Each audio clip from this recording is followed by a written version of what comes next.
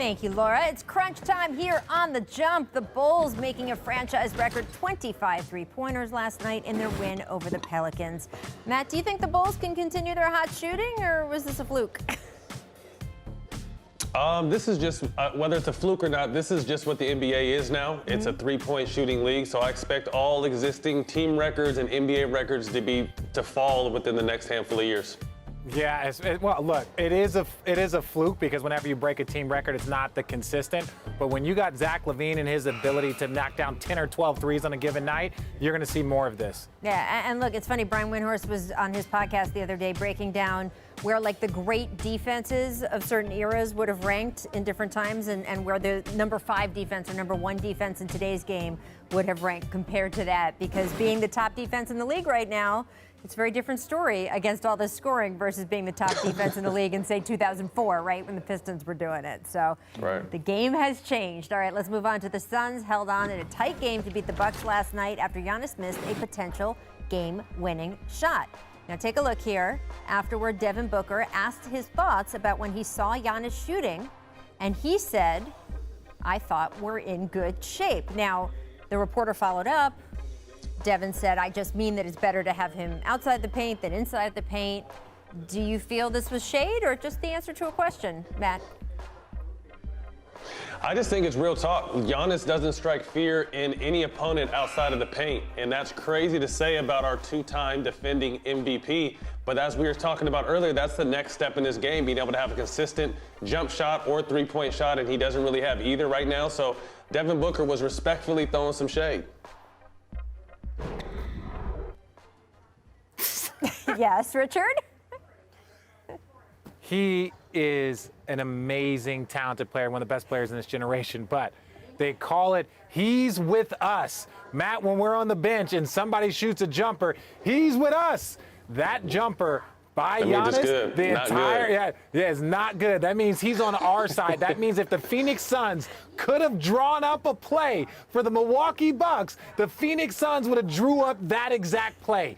That is the definition of he is with us. Yes, yeah, he's amazing, but that's the play that the Phoenix Suns would have drew up. That just lets you know. If they're like, hey, we're going to drop a play for Giannis to win the game or lose the game, if Giannis is shooting a 17-foot jumper over DeAndre Ayton, that's the play that the Phoenix Suns would have drew up. Just saying. And look, when you go to these conversations. Every team would draw it up. Yep. Every team. What defenses want, you go back to the 2011 finals, right?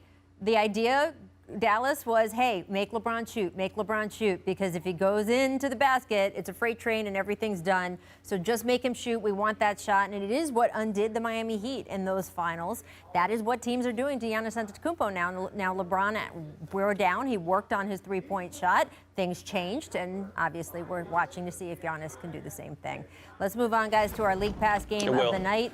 I think so too, Matt. I think so, but it's not there yet. Only 5 games on the slate. 2 are on national TV, so those are disqualified. That means our producers can only pick from one of the 3 remaining games. They went with Magic at Warriors because when in doubt, you pick the game Steph Curry is playing in. He's averaging a ridiculous 37.5 points per game in February, really hitting his stride, elevating his play.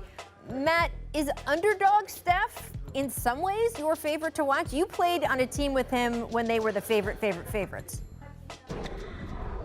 Yeah, just watching Steph, period, is fun for me. You know, I was on the wrong end of a lot of those threes, but I think Steph is just reminding people how talented he is. I think quickly we forget how talented Steph is because he's always had such a great arsenal with him.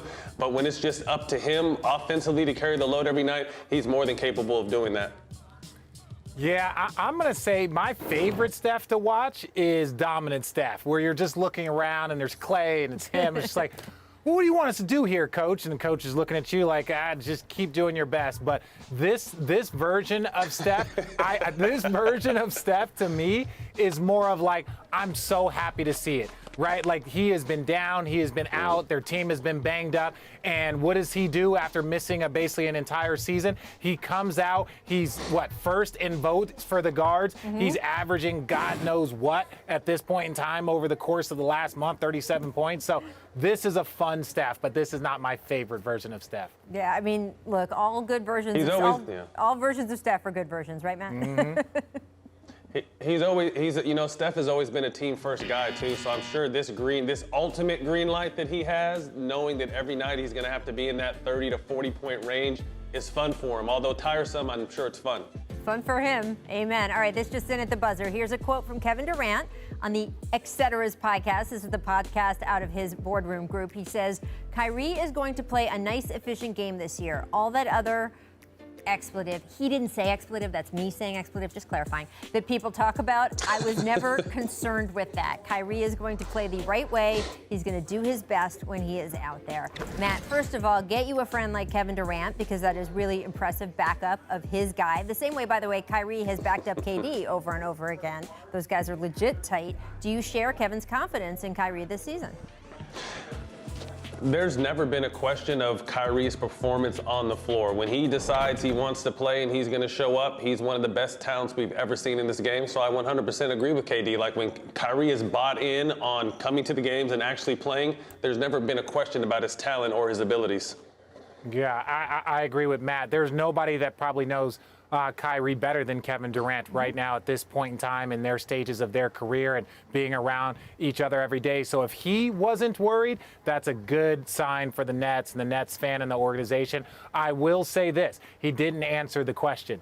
He talked about when Kevin Durant's on, or when Kyrie's on the court, and Kyrie, like to Matt's point, is one of the best we've ever seen. But I'm glad that Kyrie is back. I'm glad that Kevin Durant will be back, and they'll be rolling very quickly soon. And by the way, Kevin Durant gets out of the COVID protocols tomorrow. Very grateful Nets team who will have him back for Saturday night's ABC game. See what I did there?